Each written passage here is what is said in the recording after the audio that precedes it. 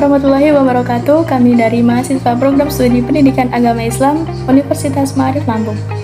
Perkenalkan, nama saya Fauzi Ahmad Arif, NPM 221210051. Saya dari kelompok 5 akan menjelaskan tentang Al-Quran dan hadis sebagai pedoman hidupku.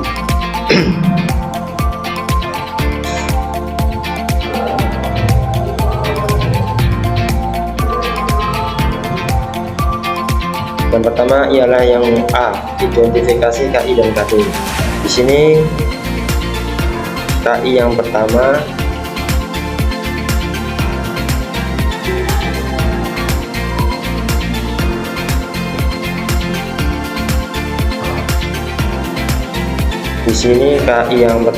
ialah menghargai dan menghayati ajaran Islam yang diajarkan. A-nya sudah sesuai ataupun juga sama seperti yang ada di buku ajar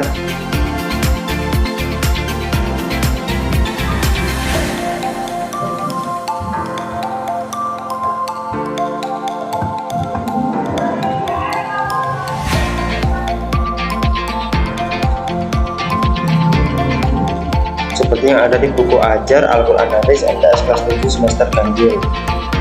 Yang ini. Dan yang kedua ialah menghargai dan menghayati perilaku hidup, disiplin, tanggung jawab, peduli, toleransi dan gotong royong, santun, percaya diri dalam berinteraksi secara efektif dengan lingkungan sosial dan alam dalam jangkau lingkungan dan berkahnya. Di sini kita akan mempelajari tentang menghayati perilaku jujur, belajar disiplin, tanggung jawab, dan toleransi dan gotong royong. Dan yang ketiga ialah memahami pengetahuan faktual, konseptual, dan prosedural berdasarkan rasa keingetahuan terhadap ilmu pengetahuan, teknologi, seni budaya terkait fenomena dan kejadian tampak mata. Dan yang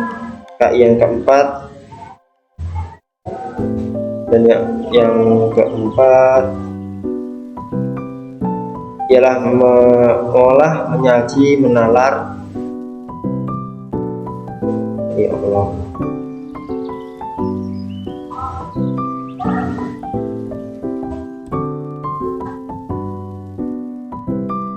Menalar dalam ranah konkret menggunakan mengurai, merangkai, memodifikasi, dan membuat.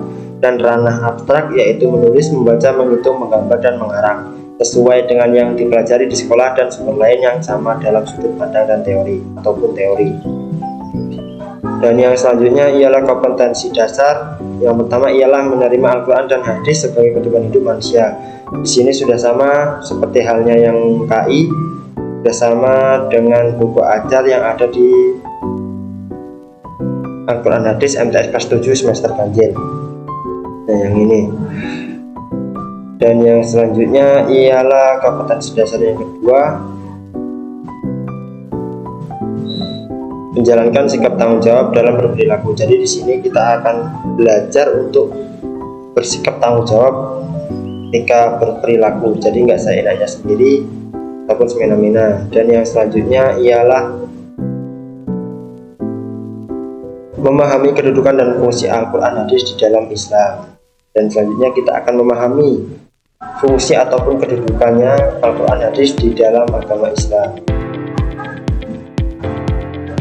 Dan yang selanjutnya ialah menyajikan kesimpulan tentang kedudukan dan fungsi Al-Quran Hadis di dalam Islam. Dan yang selanjutnya ini kita akan dipermudah untuk mempelajarinya dengan disajikan kesimpulan langsung tentang kedudukan dan fungsi Al-Quran Hadis di dalam Islam. Jadi kita enak untuk mempelajarinya tanpa kita banyak membaca. Dan yang selanjutnya ialah B, identifikasi struktur dan jenis materi. Yang pertama B sebelumnya di sini ada jenis materi, perilaku, dan materi. Yang pertama ialah fakta, perilakunya mengenali informasi. Materinya pengertian Al-Quran, nama-nama lain Al-Quran, fungsi Al-Quran, dan pengertian hadis dan fungsi hadis terhadap Al-Quran.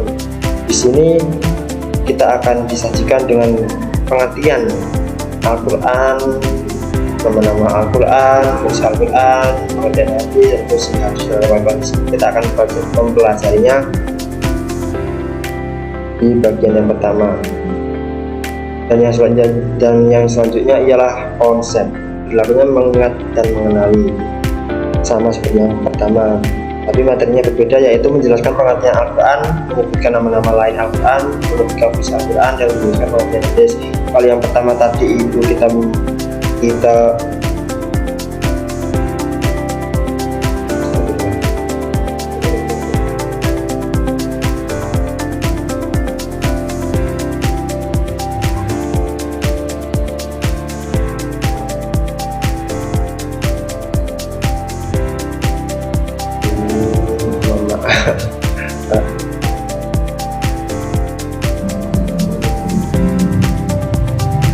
Kalau yang pertama tadi kita mempelajari tentang pengertian Al-Quran, nama-nama Al-Quran, dan sedangkan yang kedua ini kita akan belajar tentang untuk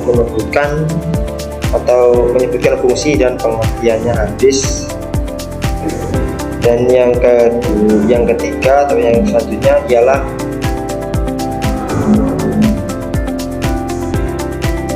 prinsip. Perilakunya menghubungkan berbagai konsep sebab dan akibat.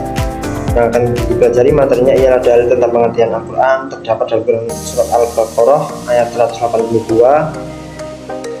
Dan yang selanjutnya ialah dalil tentang nama-nama lain Al-Quran, terdapat pada Quran surat Al-Baqarah ayat 2 dan Quran surat Al-Furqan ayat 1. Yang selanjutnya ialah dalil tentang fungsi Al-Quran, terdapat dalam Quran surat Al-Maidah ayat 48 dan Quran surat Al-Baqarah ayat 185.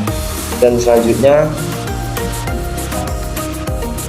ialah dalil tentang pengertian hadis, terdapat dalam Quran surat At-Tur ayat 24. Dan yang terakhir ialah dalil tentang fungsi hadis terdapat terhadap Al-Quran, terdapat pada Quran surat An-Nahl ayat 44. Dan yang keempat ialah prosedur. Perilakunya menjelaskan melakukan langkah-langkah prosedur kronologi sesuatu. Materinya melafalkan, menghafalkan, dan menerapkan dalil-dalil yang berkaitan dengan Al-Quran dan hadis. Setelah kita mempelajari materi-materi di atas, kita diharuskan untuk menghafalkan atau melafalkan dalil-dalil yang berkaitan dengan Al-Quran yang telah kita pelajari tadi. Dan yang selanjutnya ialah afektif, sikap ataupun nilai. Perilakunya menggambarkan atau menunjukkan sikap tertentu terhadap objek kajian. Di sini materinya menerima dan menjadikan Al-Quran sebagai pedoman hidup dan menerima hadis sebagai penjelas hukum-hukum dari Al-Quran. Dan yang keenam ataupun terakhir ialah motorik, keterampilan. Perilakunya keterampilan gerak anggota tubuh yang merupakan hasil dari kemampuan pikir dan tindak. Materinya ialah menuliskan kembali dalil-dalil tentang Al-Quran dan hadis. Dan yang kedua ialah menceritakan kembali dalil-dalil tentang Al-Quran dan hadis. Di sini yang terakhir kita bisa belajar untuk menulis ulang kembali dalil-dalil tentang Al-Quran dan hadis yang telah kita pelajari di awal, dan setelah itu kita menceritakan kembali dalil-dalil tentang Al-Quran dan hadis yang telah kita pelajari di awal tadi. Saya Febri Lianarika Anjani dengan NPM 221210052. Di sini saya akan menjelaskan sedikit materi yang saya ambil dari buku ajar Quran Hadis Madrasah Tsanawiyah dengan judul Quran Hadis sebagai Pedoman Hidup.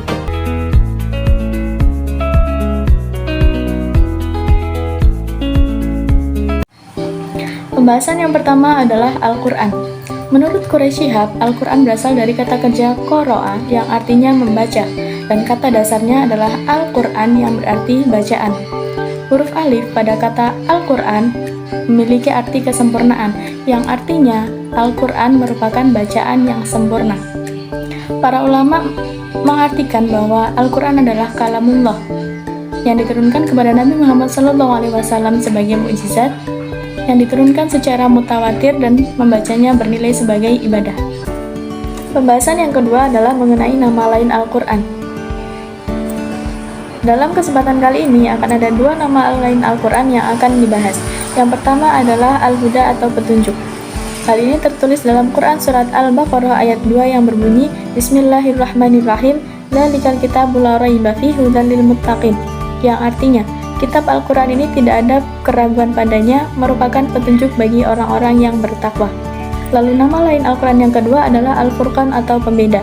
Hal ini tertulis dalam Quran surat Al-Furqan ayat 1 yang berbunyi, Bismillahirrahmanirrahim, Tabarakalladzi nazzalal furqana ala 'abdihi liyakuna lil 'alamina nadhira, yang artinya Maha suci Allah yang telah menurunkan Al-Furqan atau pembeda untuk hambanya Muhammad agar menjadi peringatan bagi orang-orang dan seluruh alam. Pembahasan selanjutnya, yakni pembahasan yang ketiga, adalah mengenai fungsi Al-Quran. Nah, di sini akan ada dua fungsi Al-Quran yang dibahas. Yang pertama, yakni Al-Quran berfungsi sebagai Al-Huda atau petunjuk. Jadi, artinya Al-Quran berfungsi sebagai petunjuk bagi manusia secara umum, petunjuk bagi manusia bertakwa, dan petunjuk bagi orang-orang yang beriman. Lalu yang kedua, fungsi Al-Quran sebagai Al-Furqan atau pembeda. Artinya, Al-Quran membedakan antara yang hak dan yang batil, atau antara yang benar dan yang salah. Pembahasan selanjutnya atau pembahasan yang keempat adalah mengenai hadis. Secara bahasa, hadis berarti baru, tidak lama, perkataan, atau cerita. Namun secara istilah, para ulama mengatakan bahwa hadis merupakan sinonim dari sunnah, yakni segala sesuatu yang dinisbahkan kepada Nabi Muhammad SAW, baik berupa perkataan, perbuatan, tingkah laku, atau perjalanan Nabi, baik sebelum maupun sesudah Nabi Muhammad SAW diutus menjadi Rasul. Lalu, hadis itu meliputi apa aja sih? Simak lanjutan video ini yuk. Jadi, yang termasuk hadis yang pertama adalah ucapan atau perkataan. Jadi, seluruh perkataan yang pernah diucapkan oleh Nabi Muhammad SAW dalam berbagai bidang seperti bidang akidah, bidang akhlak, bidang syariah, bidang pendidikan, dan lain-lain. Lalu yang kedua yang termasuk hadis adalah perbuatan, yakni berisi perjalanan penjelasan praktis Nabi mengenai peraturan yang belum jelas tata cara atau teknis pelaksanaannya, seperti tata cara haji, jumlah rakaat, tata cara berzakat, dan lain-lain. Yang termasuk hadis yang selanjutnya adalah himmah, yakni sifat, keadaan, dan keinginan Rasulullah SAW. Dan yang terakhir adalah takrir.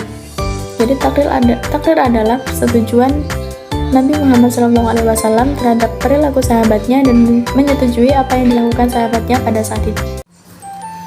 Pembahasan yang kelima sekaligus pembahasan yang terakhir adalah pembahasan mengenai fungsi hadis terhadap Al-Quran. Fungsi hadis terhadap Al-Quran yang pertama adalah mengukuhkan atau menegaskan hukum yang terdapat pada Al-Quran. Contohnya, hukum mengenai kewajiban menjalankan perintah puasa pada Quran Surat Al-Baqarah 183. Nah, dalam hadis ini dijelaskan bahwa puasa yang diwajibkan adalah puasa Ramadan. Lalu yang kedua, fungsi hadisnya adalah menjelaskan ayat-ayat Al-Quran yang masih global atau mujmal. Contohnya, hadis menjelaskan mengenai perintah tata cara melaksanakan sholat seperti yang dilakukan oleh Nabi Muhammad SAW. Fungsi hadis terhadap Al-Quran yang ketiga adalah menetapkan hukum yang belum disebutkan dalam Al-Quran. Nah, dalam hal ini, hadis menetapkan larangan untuk memakan binatang yang bertaring, memakan burung yang memiliki kuku tajam, dan larangan memakai sutra bagi laki-laki. Lalu yang keempat atau yang terakhir, fungsi hadis terhadap Al-Quran adalah membatasi keumuman ayat Al-Quran. Nah, dalam hal ini, dalam Al-Quran disebutkan kewajiban sholat Jumat untuk laki-laki tanpa pengecualian. Namun dalam hadis dijelaskan ada beberapa pengecualian untuk tidak melaksanakan sholat Jumat. Demikian video dari kami. Terima kasih. Wassalamualaikum warahmatullahi wabarakatuh.